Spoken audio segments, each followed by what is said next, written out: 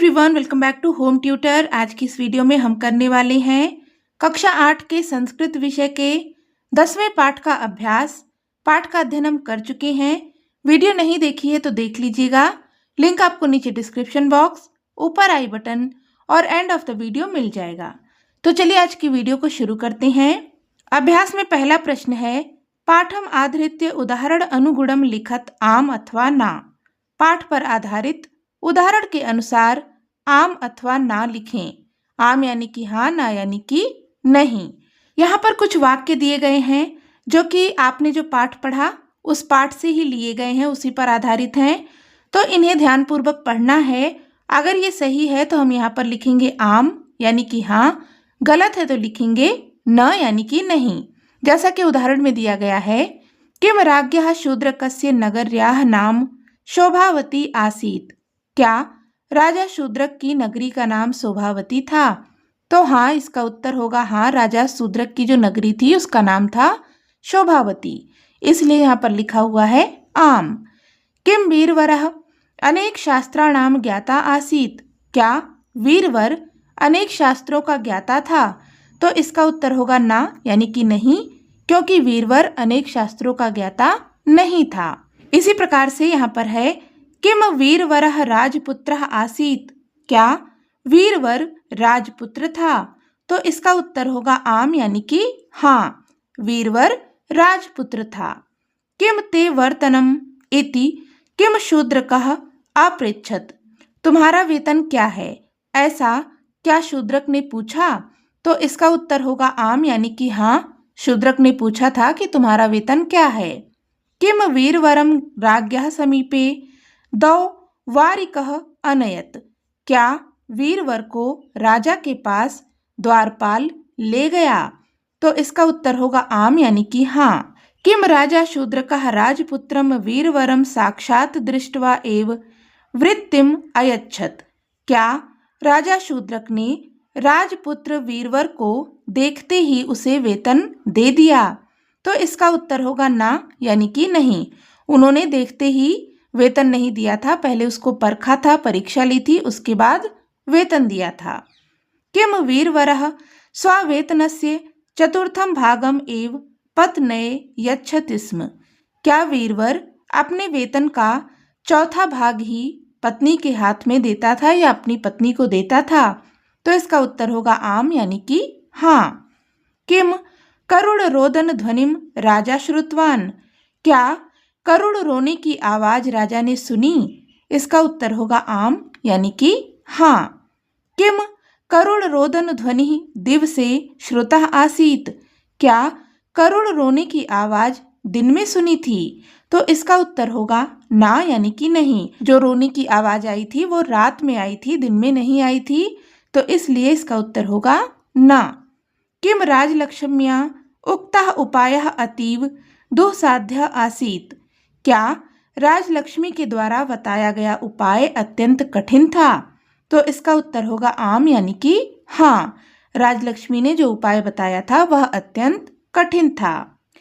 किम भगवती सर्वमंगला उपायम संसूच्य शीघ्रमेव आदृश्या अभवत्। क्या भगवती सर्वमंगला उपाय बताकर शीघ्र ही अदृश्य हो गई? तो इसका उत्तर होगा ना यानी कि नहीं, उपाय बताने वाली राजलक्ष्मी थी, देवी सर्वमंगला नहीं थी, इसलिए यहाँ पर इसका उत्तर होगा ना। प्रश्न संख्या 2 है, अधोलिखितान प्रश्नान पूर्ण वाक्येन उत्तरत। नीचे लिखे प्रश्नों के पूर्ण वाक्य में उत्तर दें।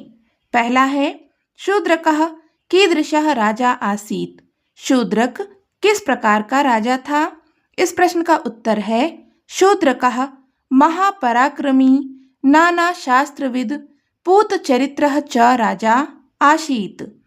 शूद्रक महापराक्रमी, विभिन्न शास्त्रों को जानने वाला और पवित्र चरित्र वाला राजा था। फिर है, वीरवरः कस्य समीपम गंतुम इच्छति स्म। वीरवर किसके पास जाना चाहता था? इस प्रश्न का उत्तर है, वीरवरः राज्ञः शूद्रकस्य समीपम गंतुम इच्छति स्म। वीरवर राजा शूद्रक के समीप जाना चाहता था। अगला है, राज्ञः शूद्रकस्य का ते सामग्री इति प्रश्नस्य उत्तरम वीरवरः किम अयच्छत। राजा शूद्रक के ये पूछने पर कि तुम्हारी सामग्री क्या है, इस प्रश्न का उत्तर वीरवर ने क्या दिया। इस प्रश्न का उत्तर है वीरवरः अवदत् इमो बाहु एव खड्गश्च अस्ति। वीरवर ने उत्तर दिया या वीरवर ने कहा ये दोनों भुजाएं और यह खड्ग है। वीरवरः स्वगृहं कदा गच्छति स्म। वीरवर अपने घर कब जाता था। इस प्रश्न का उत्तर है यदा राजा आदिशति तदा वीरवरः स्वगृहं गच्छति स्म। जब राजा आदेश देता तब वीरवर अपने घर जाता था। वीरवरः स्ववेतनस्य अर्धं केभ्यः यच्छति स्म। वीरवर अपने वेतन का आधा किसे देता था। इस प्रश्न का उत्तर है वीरवरः स्ववेतनस्य अर्धं देवेभ्यः यच्छति स्म। वीरवर अपने वेतन का आधा देवताओं को देता था, यानी कि देवताओं के लिए दान में दे देता था। राजलक्ष्मी कुत्र सुखेन अवसत। राजलक्ष्मी सुख से कहाँ रहती थी। इस प्रश्न का उत्तर है राजलक्ष्मी शूद्रकस्य भुज च छायायाम सुखेन अवसत। राजलक्ष्मी शूद्रक की भुजाओं की छाया में सुख से रहती थी। अगला है राजलक्ष्म्याः दुःखस्य कारणं श्रुत्वा बद्धांजलिः वीरवरः किम अवदत्। राजलक्ष्मी के दुख का कारण सुनकर हाथों को जोड़कर वीरवर ने क्या कहा। इस प्रश्न का उत्तर है बद्ध्वांजलिः वीरवरः अवदत् भगवती अस्ति अत्र कश्चित् उपायो येन भगवत्याः पुनरीह चिरवासो भवति सुचिरम जीवति च स्वामी।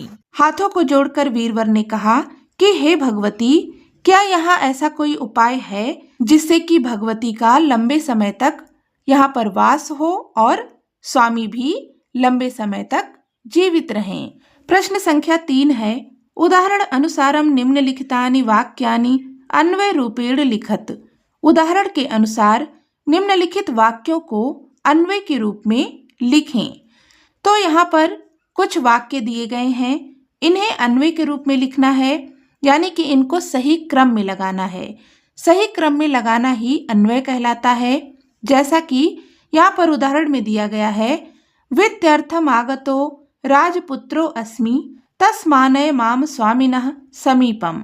इस वाक्य का अन्वय है अहम राजपुत्रः वित्यर्थम आगतः अस्मि तस्माद् माम स्वामिनः समीपम नय।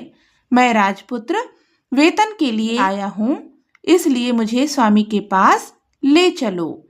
इसी प्रकार से यहाँ पर वाक्य दिया गया है आसीत शोभावती नाम काचन नगरी। इसका अन्वय होगा शोभावती नाम काचन नगरी आसीत। शोभावती नाम की कोई नगरी थी। प्रतिदिनम सुवर्ण शतचतुष्टयम देव। इस वाक्य का अन्वय होगा देव प्रतिदिनम सुवर्ण शतचतुष्टयम। हे देव, प्रतिदिन 400 सोने की मुद्राएं। फिर है देव दिन चतुष्टयस्य वेतन अर्पणेन प्रथम अवगत्याम स्वरूपम अस्य वेतार्थिनो राजपुत्रस्य किमुपन्न एतत् वेतनम नावेति। इस वाक्य का अन्वय होगा देव दिन चतुष्टयस्य वेतन अर्पणेन प्रथमम अस्य वेतनर्थिनः राजपुत्रस्य स्वरूपम अवगम्यताम यत् एतत् वेतनम उपन्नम न वा इति। हे देव, जीविका के लिए आए हुए इस राजपुत्र को सबसे पहले 4 दिनों का वेतन देकर इसके स्वरूप को परख लीजिए, इसके आचरण को परख लीजिए कि यह वेतन उचित है या नहीं। क्रंदनम अनुसर राजपुत्र। इसका अन्वय होगा राजपुत्र क्रंदनम अनुसर। राजपुत्र रोने का अनुसरण करो, यानी कि रोने के पीछे जाओ या जहाँ से आवाज आ रही है रोने की वहां पर जाओ। अथ मंत्रीणाम वचनात् तांबूल दानेन नियोजितो असौ राजपुत्रो वीरवरो नरपतिना। इस वाक्य का अन्वय है अथ मंत्रिणाम वचनेन नरपतिना असौ राजपुत्रः वीरवरः तांबूलदानेन नियोजितः। इसके पश्चात मंत्रियों से विचार विमर्श करके राजा ने उस राजपुत्र वीरवर को संकल्प के द्वारा नियोजित किया। नैष गंतुम अर्हति राजपुत्र एकाकी सूचि भेदे तिमिरे अस्मिन्।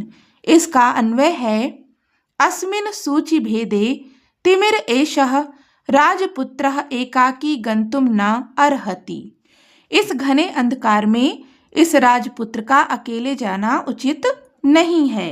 भगवती अस्त्यत्र कश्चित् उपायो येन भगवत्याः पुनरिह चिरवासो भवति सुचिरम जीवति च स्वामी।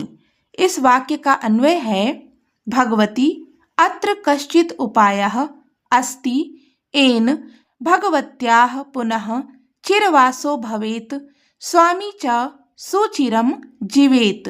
भगवती यह कोई उपाय है जिससे भगवती पुनः लंबे समय तक वास करें या भगवती का फिर से लंबे समय तक वास हो और स्वामी भी लंबे समय तक जीवित रहें। तदा पुनर्जीविष्यति राजा शूद्र को वर्षाणाम शतम। इस वाक्य का अन्वय है तदा राजा शूद्रकः पुनः वर्षाणाम शतम जीविष्यति। इसके पश्चात राजा शूद्रक फिर से 100 वर्षों तक जीवित रहेंगे। प्रश्न संख्या 4 है उदाहरण अनुगुणम पाठगतानि पदानि अधिकृत्य रिक्त स्थानानि पूरयत। उदाहरण के अनुसार पाठ में आए हुए पदों के द्वारा रिक्त स्थान को पूरा करें। यहाँ पर पाठ से ही कुछ पदों को लिया गया है, इनका यहाँ पर संधि विच्छेद करना है, यानी कि इन पदों को अलग अलग करके लिखना है। जैसा कि उदाहरण में दिया गया है, पद है अथय कदा। इसका जब संधि विच्छेद करेंगे, इन्हें अलग करेंगे, तो यहाँ पर 2 पद है अथ धन एकदा।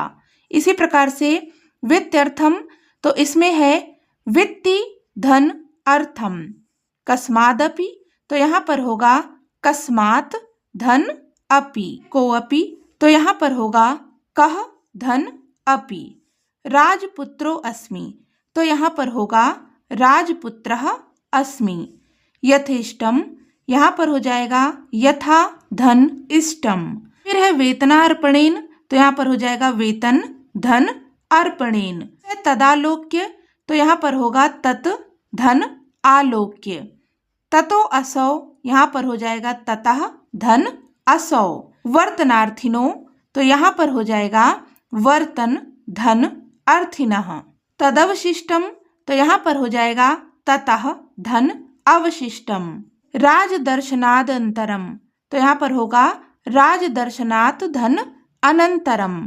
वेति, तो यहाँ पर होगा वा धन इति। राजलक्ष्मीरुवाच, तो यहाँ पर हो जाएगा राजलक्ष्मी, यहाँ पर होगा उवाच। राजलक्ष्मी धन उवाच। चार्धम, तो यहाँ पर होगा च धन अर्धम। बहिर्नगरादालोकिता, तो यहाँ पर हो जाएगा बहिः धन नगरात धन आलोकिता। कापि, तो यहाँ पर हो जाएगा कह धन अपि। प्रत्युवाच, तो यहाँ पर होगा प्रतिधन उवाच। राजलक्ष्मीरस्मि, तो यहाँ पर हो जाएगा राजलक्ष्मी धन अस्मि। स्थास्यामीति, तो यहाँ पर हो जाएगा स्थास्यामि धन इति। भुज च छायायाम, यहाँ पर हो जाएगा भुज धन छायायाम। अस्त्यत्र, तो यहाँ पर होगा अस्ति धन अत्र। कश्चित् उपायो, तो यहाँ पर होगा कश्चित् धन उपायः। प्रश्न संख्या 5 है अधोलिखितेषु वाक्येषु रक्तवर्णीय पदानि केभ्यः प्रयुक्तानि इति उदाहरण अनुगुणम लिखत। नीचे लिखे वाक्यों में लाल रंग के पद किसके लिए प्रयुक्त हुए हैं, उदाहरण के अनुसार लिखें। तो यहाँ पर कुछ वाक्य दिए गए हैं। इन वाक्यों में कुछ पद आपको दिखाई दे रहे होंगे जो कि रेखांकित हैं और इन्हें लाल रंग से लिखा गया है। ये किसके लिए कहे गए हैं ये हमें बताना है। जैसा कि उदाहरण में दिया गया है, अहम भवतः सेवायाम नियोजितः, मैं आपकी सेवा में नियोजित हूँ या नियुक्त हूँ। तो यहाँ पर भवतः यह किसके लिए कहा गया है? यह कहा गया है राजा के लिए। तो यहाँ पर हम लिखेंगे राज्ञे यानी कि राजा के लिए। इसी प्रकार से यहाँ पर वाक्य है ततः असौ तरोदन स्वरा अनुसरण क्रमेण प्रचलितः। इसके पश्चात वह उस रोने के स्वर का अनुसरण करके या पीछा करके चलता है। तो यहाँ पर असौ ये किसके लिए प्रयोग किया गया है? ये प्रयोग किया गया है वीरवर के लिए। रोने का अनुसरण करके कौन गया था? वीरवर गया था। जो रोने की आवाज आई थी उसका पीछा करते हुए वीरवर गया था। तो यहाँ पर असौ ये प्रयोग किया गया है वीरवर के लिए। तो यहाँ पर हम लिखेंगे वीरवराय। अगला वाक्य है तत अहम अपि गच्छामि पृष्ठतो अस्य। तब मैं भी इसके पीछे जाता हूँ। यहाँ पर अहम ये किसके लिए प्रयोग किया गया है? कौन कहता है कि मैं इसके पीछे जाता हूँ? तो राजा शूद्रक कहता है कि मैं इसके पीछे जाता हूँ। तो अहम इसका प्रयोग इस वाक्य में राजा के लिए हुआ है। यहाँ पर हम लिखेंगे राज्ञे। चिरम एतस्य भुज च छायायाम सुमहता सुखेन निवसामि। लंबे समय से इसकी भुजाओं की छाया में अत्यधिक सुख से रहती हूँ। तो यहाँ पर एतस्य यह प्रयोग किया गया है राजा के लिए। यहाँ पर हम लिखेंगे राज्ञे। सा चातीव दुःसाध्या। वह अत्यंत दुःसाध्य है या कठिन है। तो सा ये प्रयोग हुआ है जो उन्होंने उपाय बताया था। राजलक्ष्मी ने जो उपाय बताया था उसको वह कह रही है कि बहुत ही कठिन है। तो सा प्रयोग हुआ है उपाय के लिए। यहाँ पर हम लिखेंगे प्रवृत्तय। किम ते वर्तनम। तुम्हारा वेतन क्या है? तो यहाँ पर ते इस शब्द का प्रयोग हुआ था वीरवर के लिए। राजा वीरवर से पूछते हैं कि तुम्हारा वेतन क्या है? यहाँ पर हम लिखेंगे वीरवराय।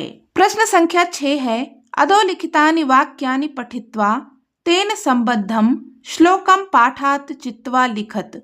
नीचे लिखे वाक्यों को पढ़कर उससे संबंधित श्लोक पाठ से चुनकर लिखें। यहाँ पर कुछ वाक्य दिए गए हैं, इनको हमें पढ़ना है और इससे संबंधित जो श्लोक पाठ में दिए गए हैं वो हमें यहाँ पर लिखना है। तो जो हमारा पाठ था उसमें कोई भी श्लोक नहीं है, इसलिए इन वाक्यों से संबंधित जो वाक्य पाठ में आया है वो हम यहाँ पर लिखेंगे। पहला वाक्य है राजलक्ष्मी वदति। राजलक्ष्मी कहती है यत् कि यदि वीरवरः स्वयस्य सर्वप्रियम वस्तु त्यज्यति। अगर वीरवर अपनी सबसे प्रिय वस्तु को त्याग दे तदा सा पुनः शूद्रकस्य समीपे स्थास्यति। तब वह फिर से शूद्रक के पास में रह सकती है। तो यह जो वाक्य है इससे संबंधित जो वाक्य पाठ में आया है वो यहाँ पर हम लिखेंगे।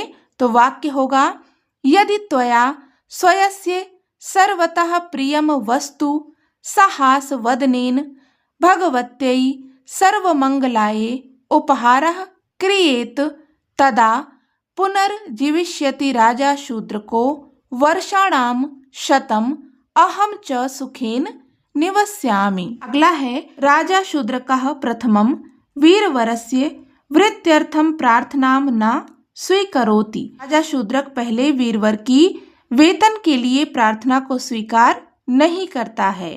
तो यहाँ पर इससे संबंधित जो वाक्य है पाठ में जो आया है वो है नैत च शक्यम। इसके बाद है एकदा कोऽपि वीरवरः नाम राजपुत्रः वृत्तिं प्राप्तुं राज्ञः शूद्रकस्य समीपम गच्छति। एक बार कोई वीरवर नाम का राजपुत्र वेतन प्राप्त करने के लिए राजा शूद्रक के पास जाता है।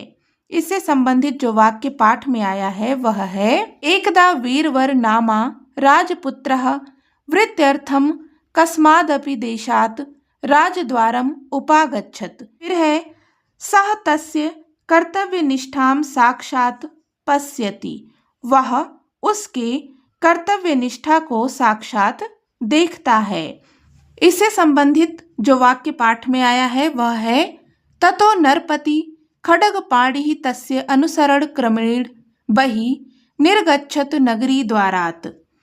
अगला है राजा मंत्रिणां मंत्रणया वीरवराय वृत्तिम यच्छति।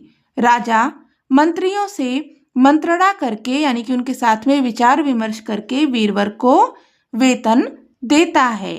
इससे संबंधित वाक्य है अथ मंत्रीणां वचनात् तांबूलदानेन नियोजितो असौ राजपुत्रो वीरवरो नरपतिना।